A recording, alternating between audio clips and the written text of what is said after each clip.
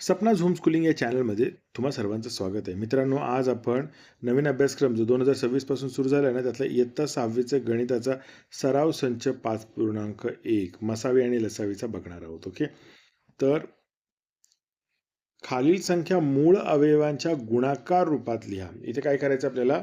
मूळ अवयवांच्या गुणाकार रूपात लिहायचे. आता मूळ अवयव म्हणजे काय? तर अशा संख्या ज्या मूळ संख्या आहेत. ओके, तर आता इथे बघा 69 आहे. ओके, तर 69ला आपल्याला उभ्या मांडणीने आपण मूळ अवयव पाडूयात. ओके, मग आपण काय करणार? इथे लिहिणार 69 आणि त्याचा छोट्यात छोटा भाग लागणारी संख्या शोधायची. तर 1ने सगळ्यांना माहिती कोणत्याही संख्येला भाग लागतो. 1ने 69ला भाग लागणार आहे, पण तो 69चाच लागणार, म्हणजे त्याचा काही उपयोग होणार नाही आपल्याला. मग एक पेक्षा मोठी संख्या कोणती? 2. तर 2ने 69ला भाग लागेल का? तर नाही लागणार, कारण 69 ही विषम संख्या आहे, त्यामुळे 2ने नाही भाग लागणार. मग आपण 3ने भाग देऊ.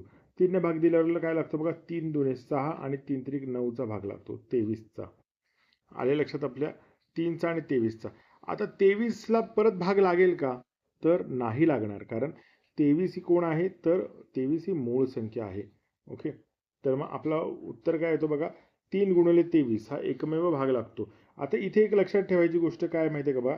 3 ही पण मूळ संख्या आहे आणि 23 ही पण मूळ संख्या आहे. तर आपल्याला मूळ संख्याच आल्या पाहिजे शेवटी, एवढं लक्षात ठेवायचे. चला पुढचं बघूया आपण. गणित काय आहे?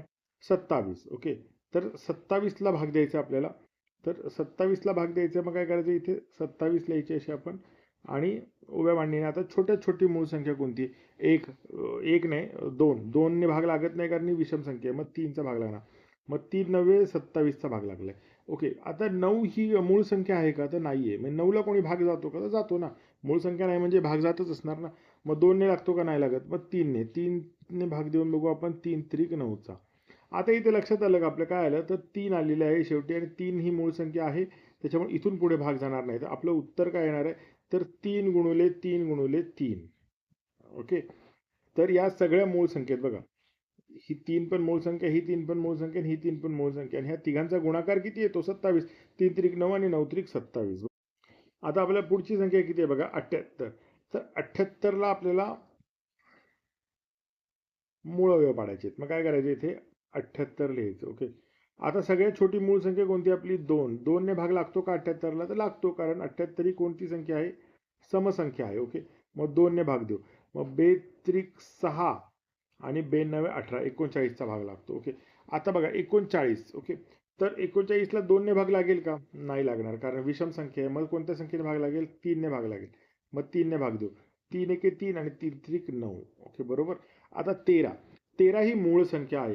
मित्रांनो, हे अवयव पाडण्यासाठी एक लक्षात ठेवा, आपल्याला मूळ संख्या कोणत्याही माहीत पाहिजे. कारण जर मूळ संख्या माहीत नसेल तर तुम्ही काय करणार? 13ला भाग देत बसणार. 2ने भाग जातो का? 3ने जातो का? 5ने जातो का? म्हणून मूळ संख्या सगळ्या पाठ करा. 1 ते 100 पर्यंतच्या मूळ संख्या पाठ करून ठेवा. आपले मूळ अवयव काय पडले इथे बघा? 2, 3 आणि 13.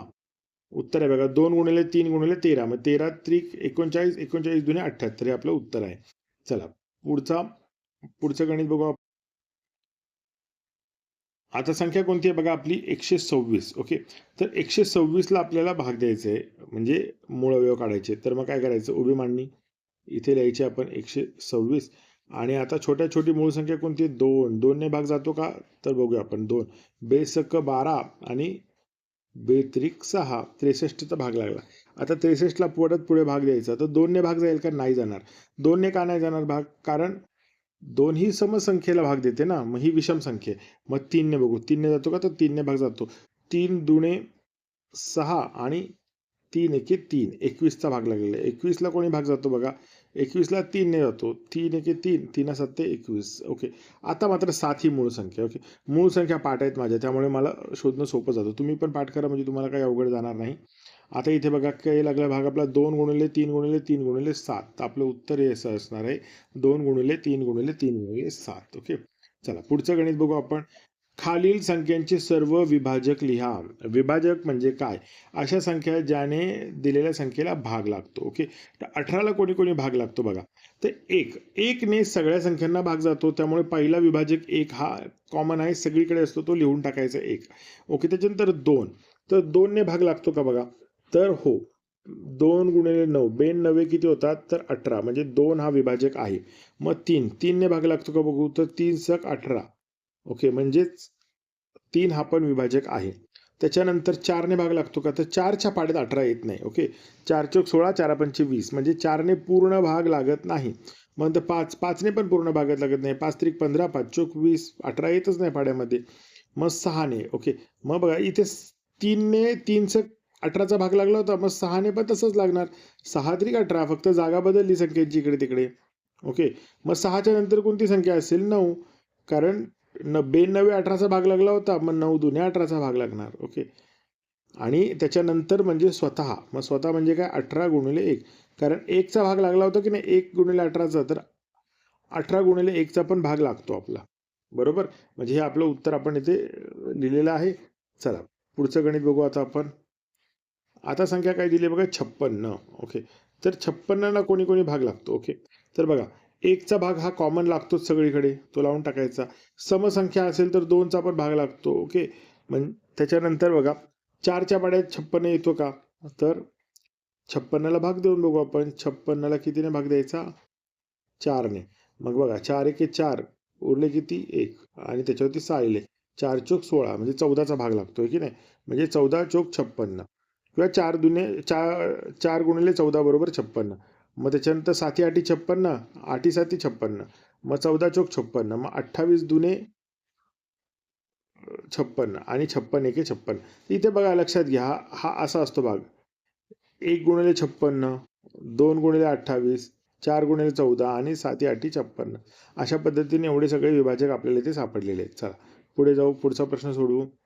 120 ओके. 120 संख्या मोठी आहे त्यामुळे विभाजक जास्त आहे तिथे ओके. चला 1चा भाग लागतो का बरोबर 1 गुणिले 120चा भाग लागतो आपला ओके.